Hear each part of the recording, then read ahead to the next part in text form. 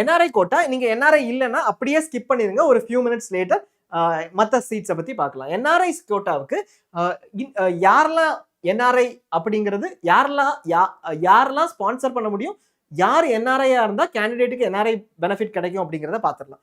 கேண்டிடேட்டே என்ஆர்ஐயா இருக்கிறீங்க அப்படின்னா that is fine. ஒன்று. ரெண்டாவது, பேரண்ட்ஸ் என்ஆர்ஐயா இருக்காங்கன்னா அவங்க உங்களை ஸ்பான்சர் பண்ண முடியும். இது வெரி ஸ்ட்ரெயிட் ஃபார்வர்ட். எந்த ஸ்டேட் எடுத்தீங்கனாலும் இந்த கிரைட்டீரியா இருக்கும். Candidate or parent is NRI. இதுல கன்ஃபியூஷனே இல்லை. தமிழ்நாட்டில் இன்னொன்று அடிஷனல் கொடுத்துருக்காங்க. Legal guardian can be NRI. Legal கார்டியன்னா யூஸ்வலா கோர்ட் ஆர்டர் படி பேரண்ட்ஸ் இல்லை அப்படிங்கிற காரணத்தினால சிலருக்கு லீகல் கார்டியனா அப்பாயிண்ட் பண்ணியிருப்பாங்க. அந்த லீகல் கார்டியன் வந்து கோர்ட் ஆர்டர் படி, கோர்ட் ஆர்டரோட அவங்க லீகல் கார்டியனா இருந்து அந்த லீகல் கார்டியன் என்ஆர்ஐயா இருந்தாங்கன்னா அவங்கள அக்செப்ட் பண்ணிப்பாங்க. மினிஸ்ட்ரி ஆஃப் எக்ஸ்டர்னல் அஃபேர்ஸ்ல இருந்து ஒரு 10 டேஸ்க்கு முன்னாடி வரைக்கும் வேற நோட்டிபிகேஷன்ஸ் இருந்துச்சு. இந்த யூஜி கவுன்சிலிங் ஆரம்பிக்கிறப்போ ஒரு பெரிய கன்ஃபியூஷன் பண்ணாங்க. வார்டு, அதாவது படிக்க போறவங்க, பிஜி படிக்க போறவங்க ஸ்பான்சர் ஒருத்தங்க பண்றாங்க, யார் என்ஆர்ஐ ஸ்பான்சர் பண்றாங்க.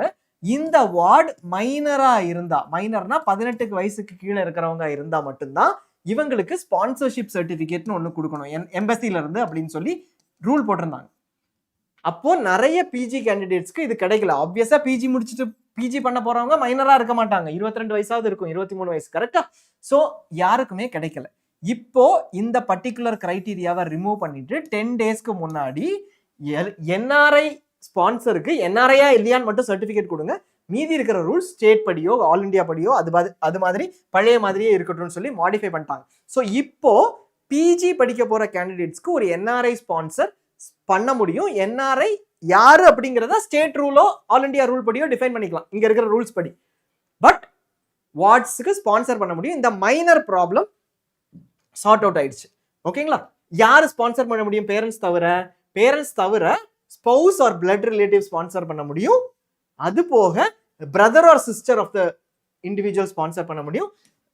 Real brother or sister of ஃபாதரோட பிரதர் ஆர் சிஸ்டர், மதரோட brother of sister, paternal grandfather அப்பா வழியில தாத்தா பாட்டி, இல்ல மெட்டர்னல் கிராண்ட்ஃபாதர் அம்மா வழியில தாத்தா பாட்டி, இல்ல first degree maternal or paternal cousins.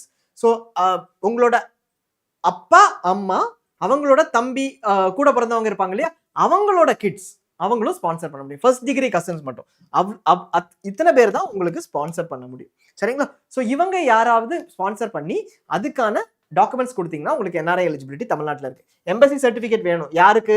ஸ்பான்சரோடது. பேரண்டா இருந்தா பேரண்டோடது, இல்ல ஸ்பௌஸ் இல்ல பிளட் ரிலேட்டிவ், இந்த லிஸ்ட்ல இருக்கவங்களுக்கு என்ஆர்ஐ சர்டிஃபிகேட். நீங்களே எல்ஆர்ஐனா அது தேவையில்லை. நீங்க உங்களோட என்ஆர்ஐ சர்டிஃபிகேட் ஆட்டோமேட்டிக்கா இருந்தா போதும்.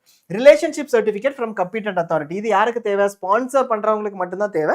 ரிலேஷன்ஷிப் சர்டிஃபிகேட் எப்படி இருக்கும் அப்படின்னா, தாசில்தார் ஆஃபீஸ்ல போய் கேட்டீங்கன்னா இந்த பர்சனுக்கு இந்த மாதிரி ரிலேட்டட் அப்படின்னு சொல்லிட்டு என்ஆர்ஐக்கு ஒரு சர்டிஃபிகேட் கொடுப்பாங்க. நிறைய தாசில்தார் ஆஃபீஸ்ல இஷ்யூ பண்ணுவாங்க, இஷ்யூ இருக்கும். அவங்க என்ன சர்டிஃபிகேட் தெரியாம இருப்பாங்க.